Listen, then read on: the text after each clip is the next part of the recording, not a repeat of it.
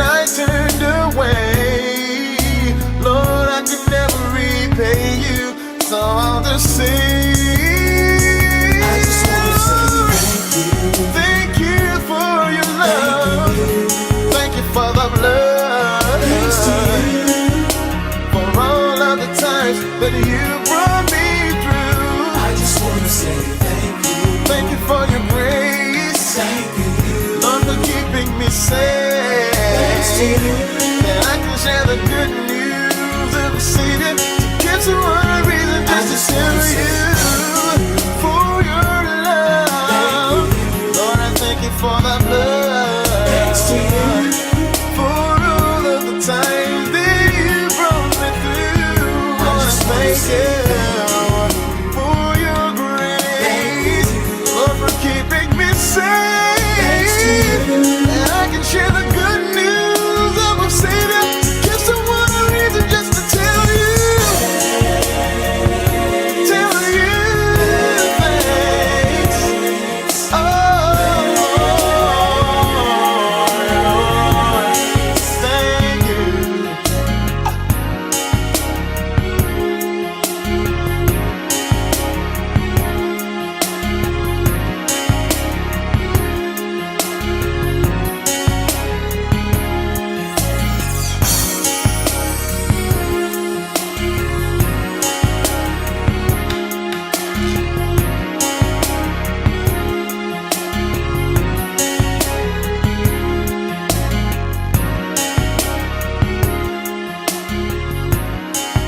All right.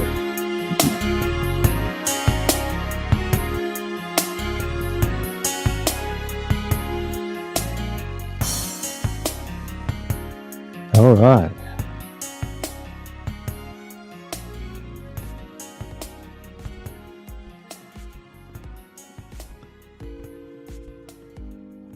All right. And thank you. This morning's theme song coming from the soundtrack from A Tribute to the General.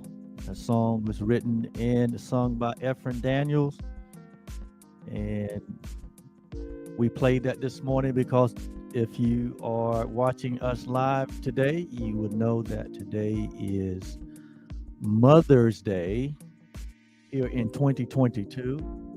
And we're just giving thanks and honor to all the mothers around the globe. We honor you this morning.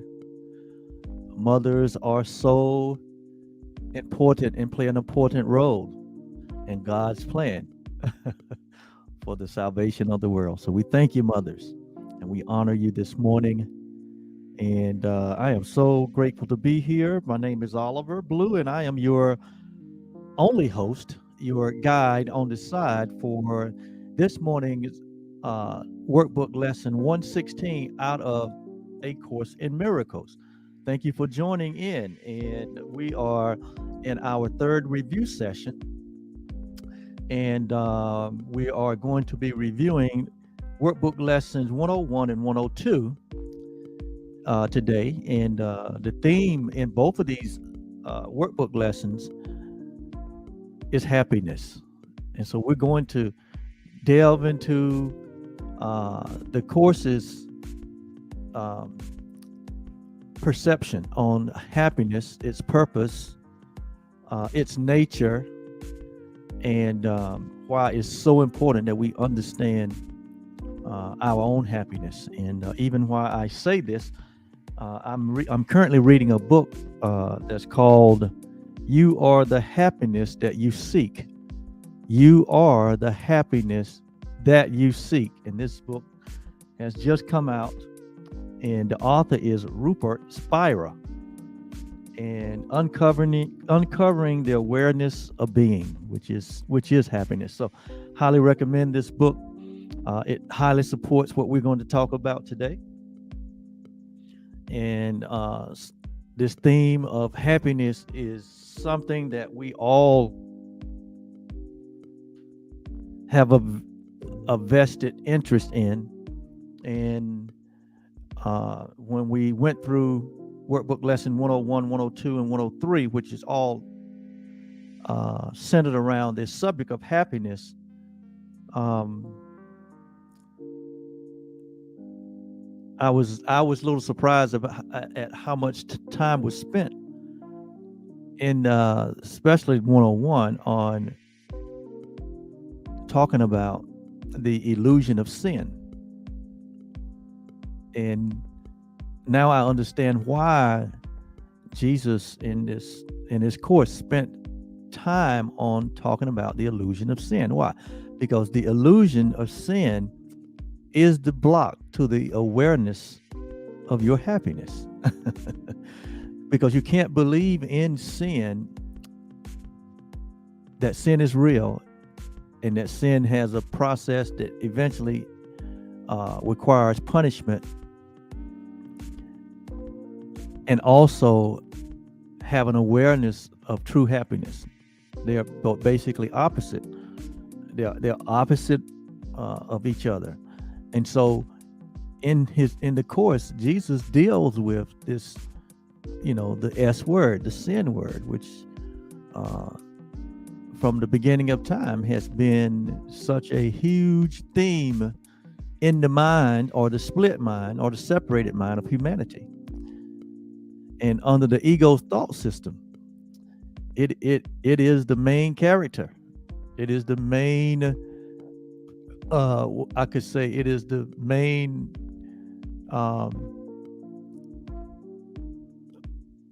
ammunition that the ego uses to keep us blinded to what true happiness is and where it is. And so the course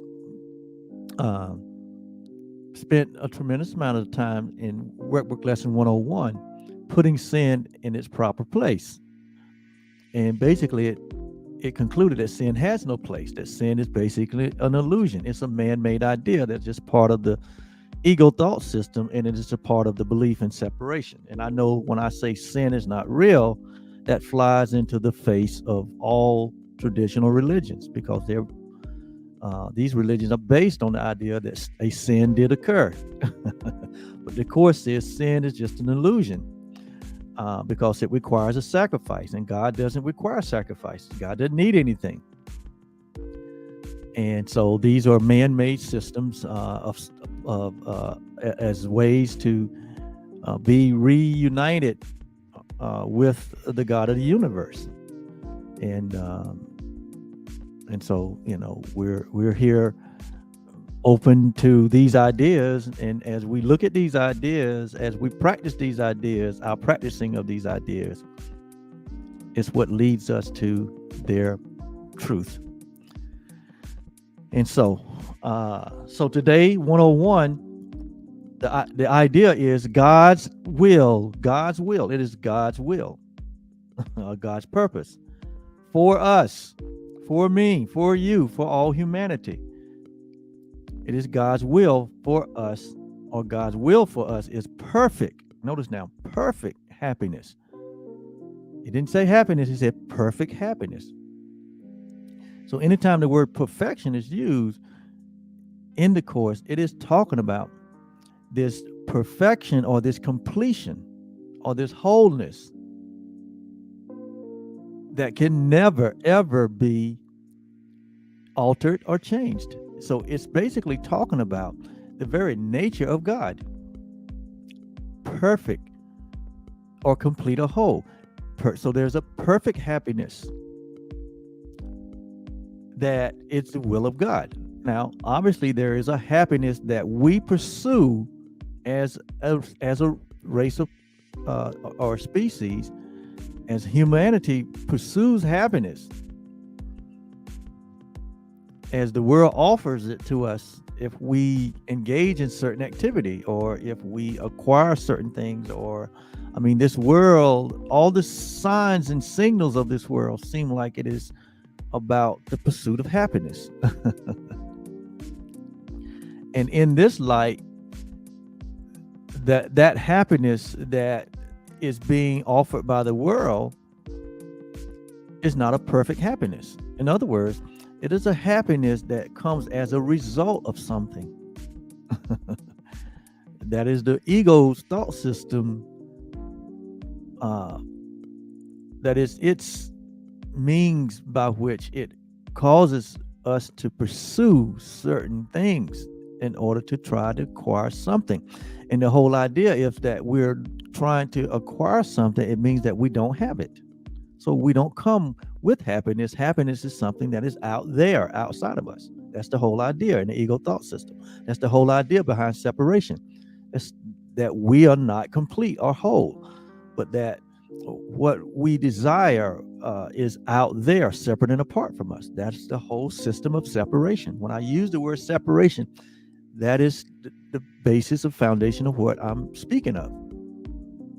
That we're not whole and complete and fulfilled and satisfied and content. Why? Because there's something that's missing, and there's something that's broken, and there's something that's been separated. The severing of our relationship with our Creator, the severing of our oneness with each other, and that this whole created world is something that's separate and apart from us, that's out there, that we have to go and pursue. That's the whole idea behind separation, or the ego thoughts. And there's a whole thought system that's developed behind that. Seek and do not find. Knock and it won't be open. Give and it shall not be given. That's the whole idea behind the ego's thought system. And so today's the first part of today's lesson is workbook lesson 101 that says God's will for us is perfect happiness. That is the will of the Father for us. And if it's God's will or God's purpose, that means that God placed that will within us. God never places his purpose outside of himself. It's always intrinsic. It's always intrinsic, because God is the only one self. And we are part of that one self that God is. And so it is also what is intrinsic to God is intrinsic to us.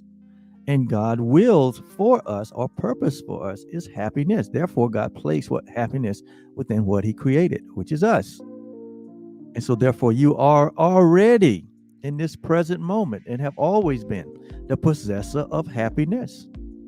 It is a part of your nature. It is a part of your identity. It is an attribute of the loveliness that you are. Happiness is always and already present within you. And it comes through what? It comes through a recognition. It comes through a knowing. And so part of this whole process that we're going through in this mind training course called A Course in Miracles, and this thought reversal practice and activities that we're going through in these workbook lessons is designed to bring you into a knowing or a recognition of your true nature, of your wholeness and your completeness. And within that is the happiness that we as a species, not knowing that it's already present, have been on many journeys. Many put forth much effort into pursuit of happiness, and trying to find happiness in places where it's not. Happiness has been placed where God put it, where the Creator put it, and that's in himself. And because you are his self, or in one with himself or itself, happiness is part of your nature.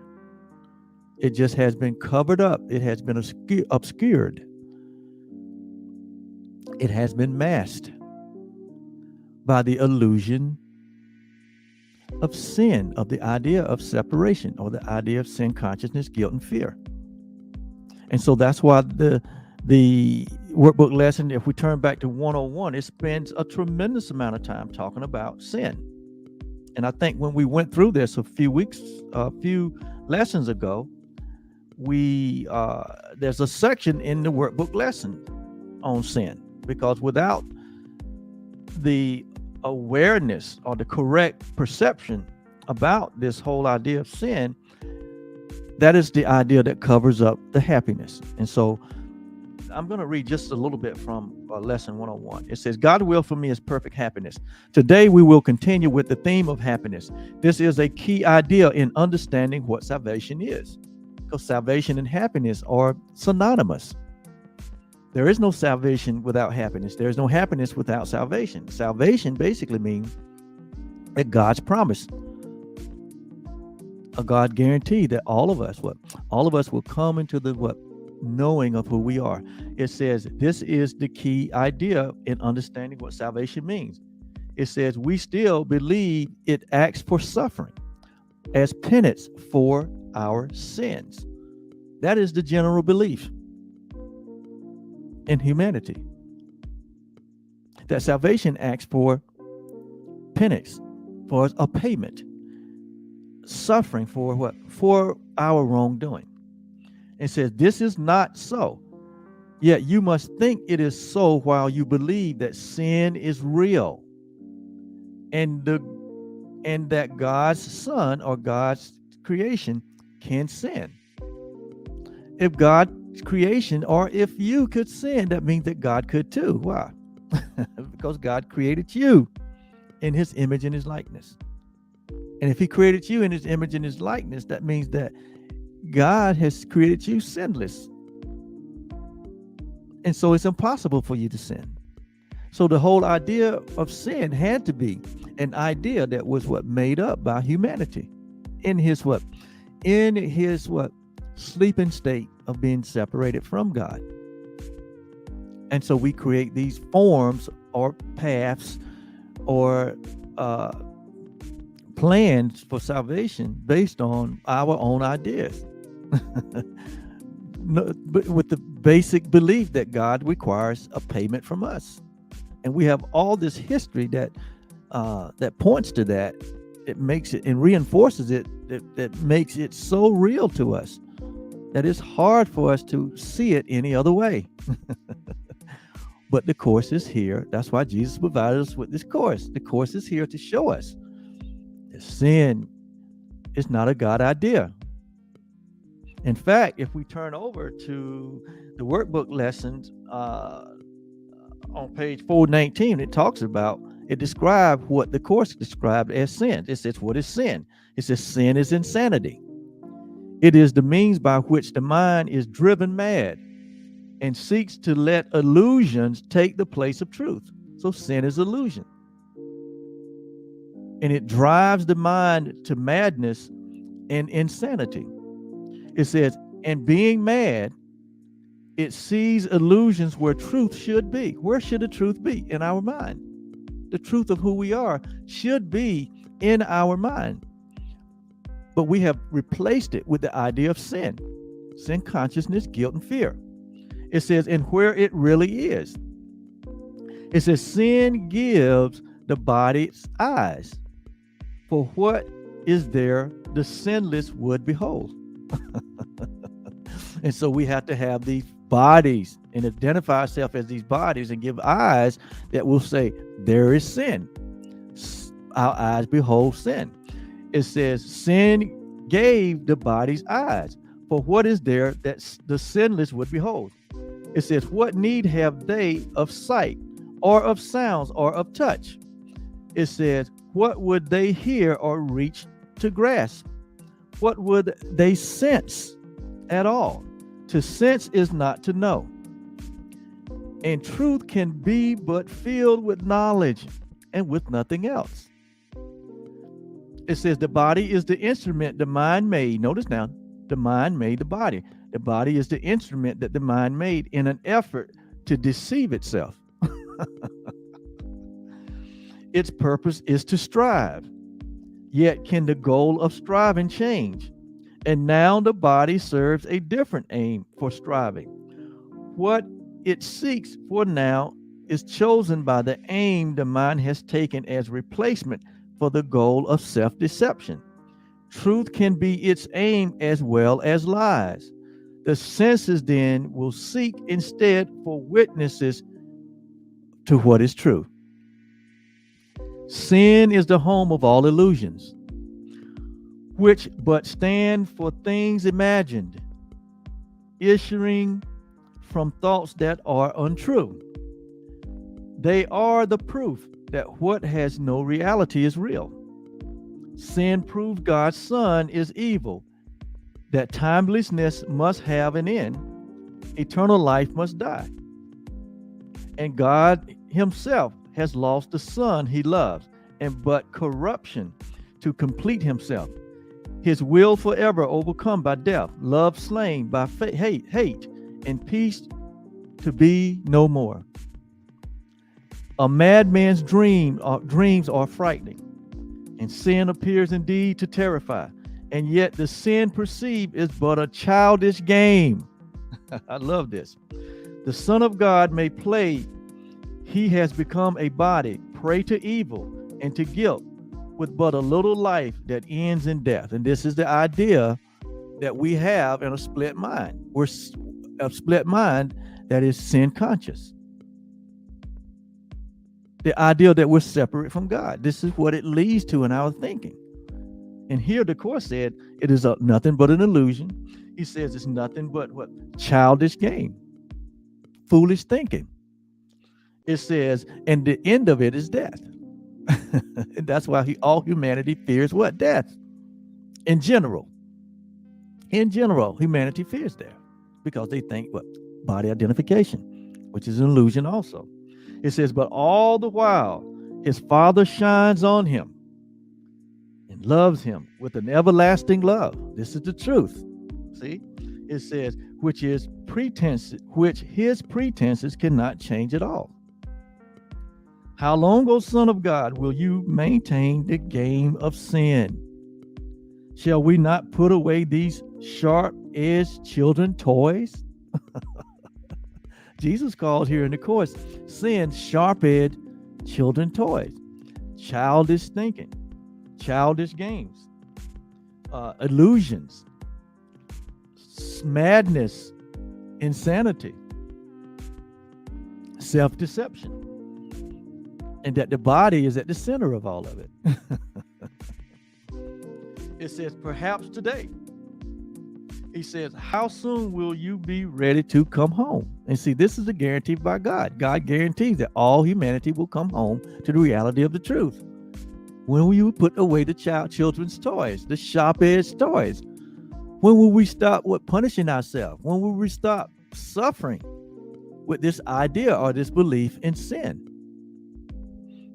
And so when there's a belief in sin, there's what we call sin consciousness. In other words, we've taken our focus, and our focus is on what?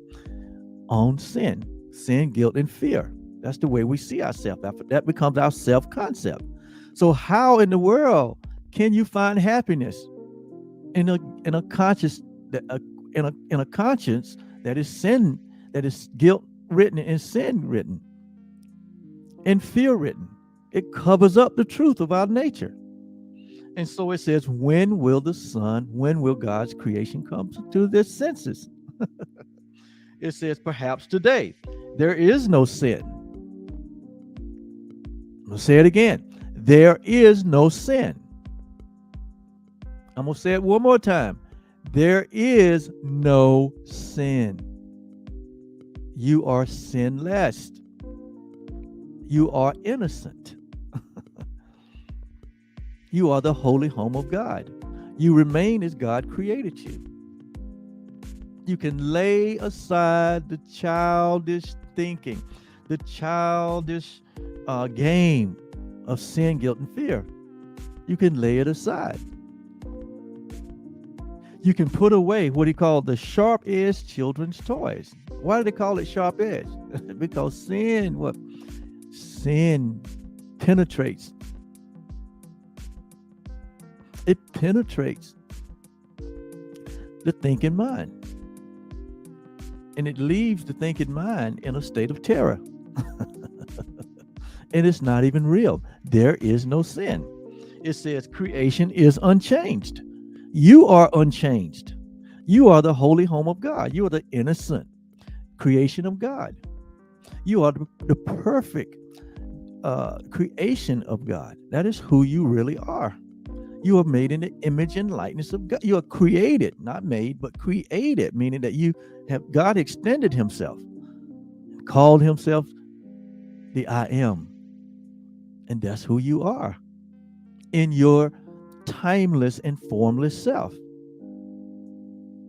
And so creation is unchanged. What you still hold, return to heaven back. It said, would you still hold, return to heaven back? Will you hold yourself back from a return or a remembrance of who you are? Would you hold yourself back? The only thing that's holding you from the happiness, the perfect happiness that you are, from the complete innocence that you are, the only thing that is keeping you from that experience is you and me. That's the only thing. Nothing else can. It says, so how long, O Holy Son of God? How long? And I love that description of sin where it puts it in its proper perspective. It is another man-made idea to keep us separated or in a state of separation, in a state of brokenness, in a state of incompleteness, in a state that we have a concept of ourselves that is not pure, that is not whole and not complete. And so no wonder in lesson 101, it spends a tremendous amount of time putting sin in its proper place. And it has no place. It has no place in God. It has no place in you. And so it says God's will is perfect happiness. God's will is perfect happiness. God's purpose is perfect happiness. God is perfect happiness. God is light. And within light is what? Perfect happiness. You are the light that God is. And within you is perfect happiness. It says God's will is perfect happiness for all of us. And we can suffer, but from the belief. Notice now, we can only suffer from the belief there is another will apart from his. We can only suffer because we believe that there is another will, another purpose that is apart from God. When we don't embrace the reality that God is the only reality and that there is God and there is absolutely nothing else. When we don't embrace that, what we're saying is there is another will apart from God's. And in that belief, it causes us to suffer. That's what we suffer from. Every form of suffering has at its foundation a rejection of the truth of who we are. Every moment of suffering, every idea of suffering and pain has as its roots the belief that there is another will, or there's another purpose aside from the purpose of the one supreme God. That is the cause. We're not upset for the reason that we think. We're not unhappy for the reason that we think. We're not unhappiness. We're not unhappiness. We can experience unhappiness, but that's not what we're not. That's just not who we are. We are happiness, perfect happiness. And so where will we turn the corner? Where will you turn the corner? In your what? In your belief, in your knowing. And your perfect happiness is beyond a belief. It's beyond a belief. It's in the realm of knowing. It's in the realm of experience. It's like love. Love can only be experienced. Happiness. We can talk about it until doomsday. But in reality, happiness is to be experienced. It's the universal experience of your true reality of who you are. That is what it is. And so God's will is perfect happiness for us today. And then again, this is workbook lesson 101. And I'm going to read a few passages from over there in 101. It said, God's will for you is perfect happiness because there is no sin. Sin is causeless. It has no cause. It has no purpose. But we have been highly trained and developed in sin consciousness, in guilt and fear, through the traditions of this world, through the conditionings of this world. But Jesus has come through A Course in Miracles and given us what? A different insight. And it says, God's will for you is perfect happiness because there is no sin, and suffering has no cause. There's no reason to suffer. And we see so much suffering in the world, and it's causeless according to the lesson. When we embrace this idea that we are perfect happiness, suffering is causeless. Why would there be suffering when we're perfect happiness? That means that there's something that we don't know. Or what we do know is not true. It's not real. It's an illusion. Joy is just. To be joyful is a just thing. Why? Because you are perfect happiness. It says, and pain is but the sign that we have misunderstood ourselves. Okay? So all pain and suffering comes through misunderstanding. But today comes understanding.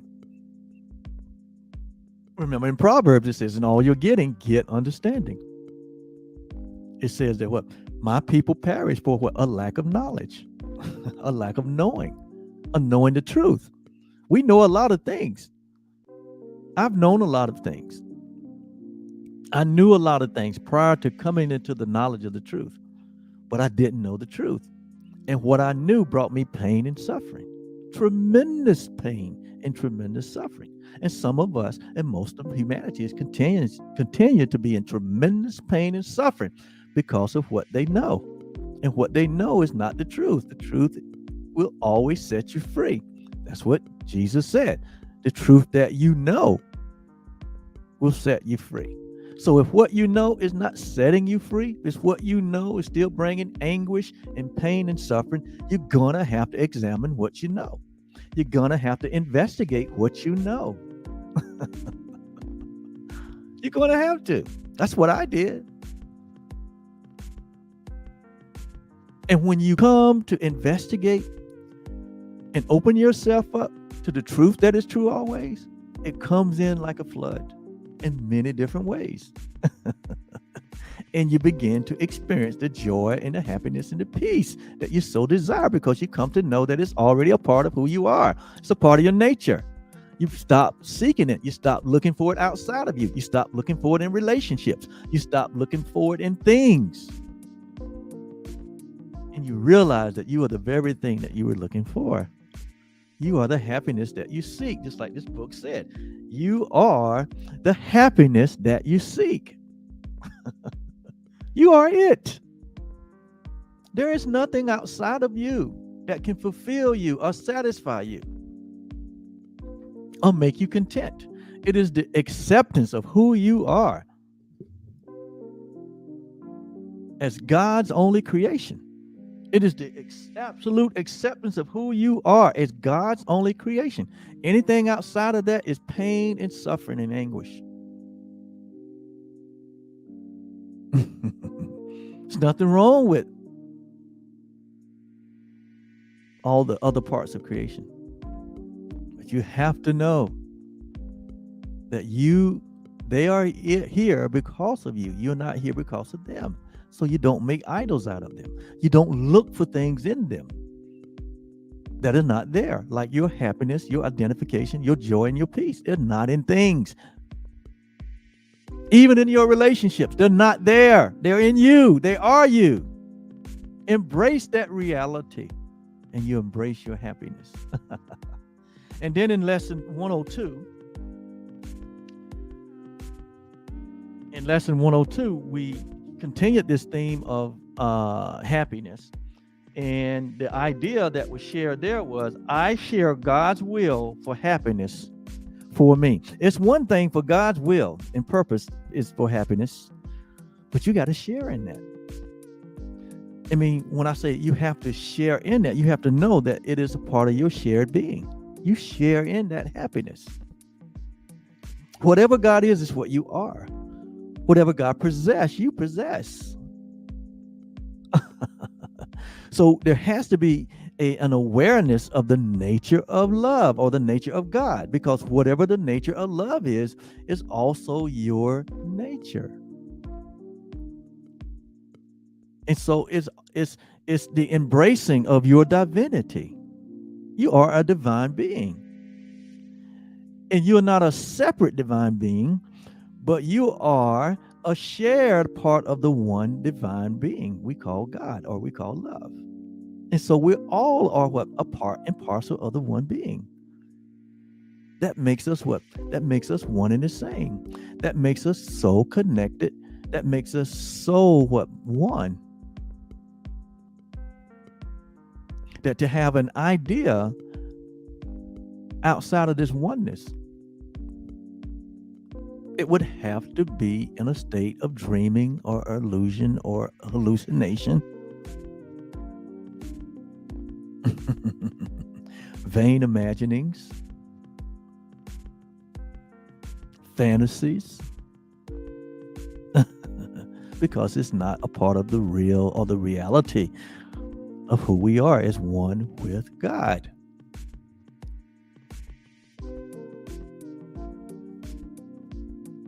And because it's in embracing this that we accept our innocence, that we accept our complete perfectness, our completeness, our wholeness, that we come to understand that there's nothing missing and nothing broken within us. That we begin to accept ourselves, that we begin to what? Love ourselves. Like Jesus said, to love your neighbor as you love yourself. Well, there has to be a loving of the self. And the self that we made, we do not love that self. In fact, we recoil from that self. We hide from that self. We hide that self from other people. We don't want people to know that self we made, because we know that it is what? It is the home of what? Evil, darkness, and sin. It perpetuates a false self. It's not real. And so we have to embrace. It says we share. That's a knowing that we share God's will for happiness for us. That we share our Father's will for us. And that what our Father has given us in our creation is all that we want. It's all that is needed. It's all that there is. We have been given all things in our creation. Paul picked up on it in 1 Corinthians. He said, all things are ours. God didn't withhold anything from us. Love has not withheld anything from us. We are complete in Him. As Paul said in Colossians, we are complete in God. You are whole and you are complete.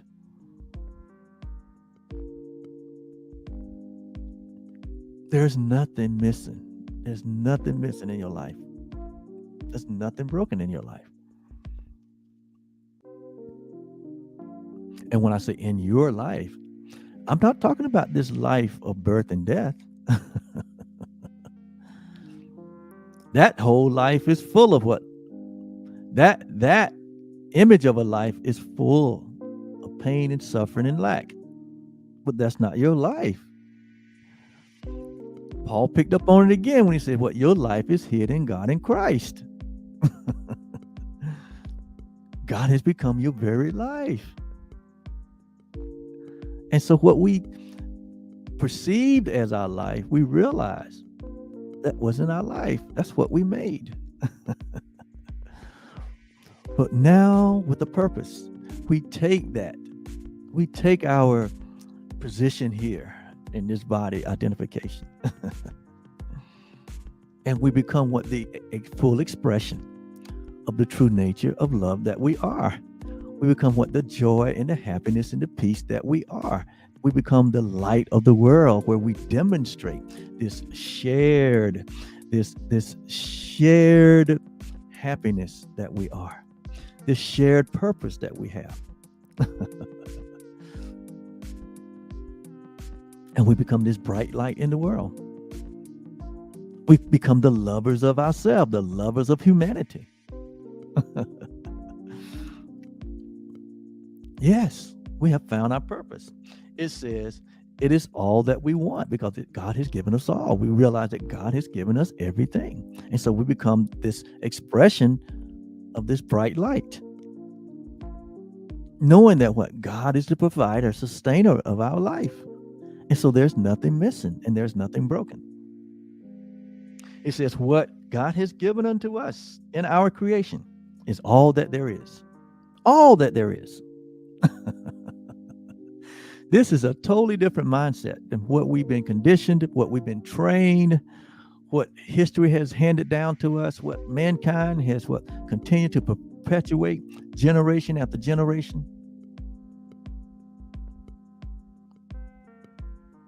But the truth of what and who and why and where we are is in the earth, and mankind is waking up each and every moment as they come into the knowledge of this truth.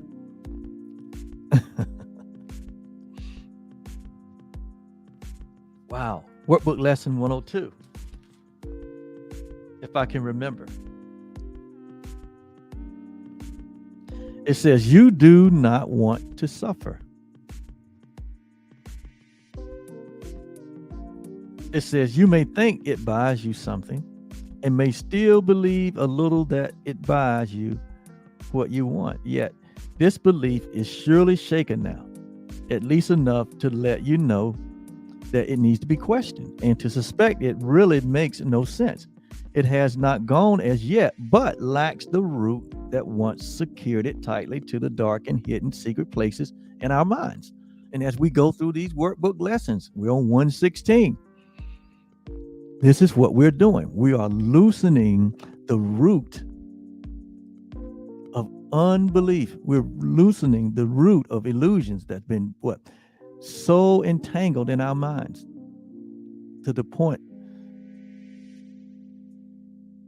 that we don't see the truth of who we are. But this is being undone.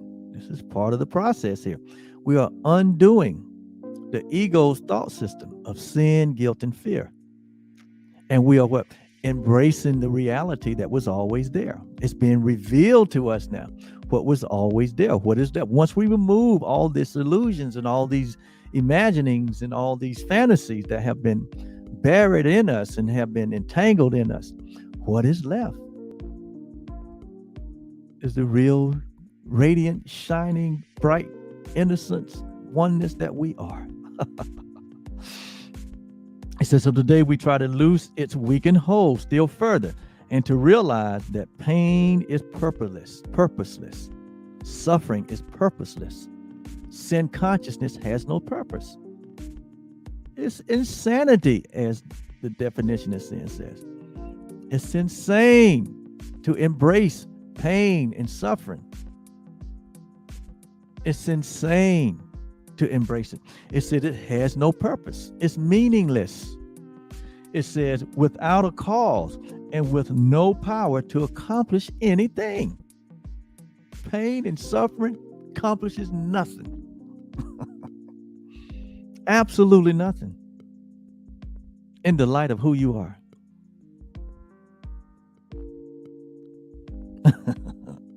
It says it cannot purchase anything at all. It offers nothing and does not exist. And everything you think it offers you is lacking in existence, like itself. You have been slaves to nothing. Be ye free today and join the happy will of God. It says what? God placed happiness within us. Here is our home. And here is our safety. Here is our peace. And here there is no fear. Here is salvation. Here is our rest at last. And that's what Hebrews talks about. There is a rest for the people, for humanity. And that we should labor to enter into that rest. What is the rest? It is what? The revelation or the revealing of our true self as innocent, holy expressions. Absolute oneness with our Creator. It says, so we share God's will for happiness for us, and we accept it as our only function now. Because it's only in that happiness that is already yours that we experience satisfaction, contentment, and fulfillment. Wow, I love workbook lesson 116. I love workbook lesson 101, 102, 103, because it really helped to correct the error that we had as it pertains to happiness. And so thank you for being with me today. Happy Mother's Day to all you mothers out there. We love you so much. You are the holy home of God. You remain as God created you, and you've done your job. And so with that, we're going to sign off and say we see you on tomorrow, and we'll be on workbook lesson 117. Bye-bye.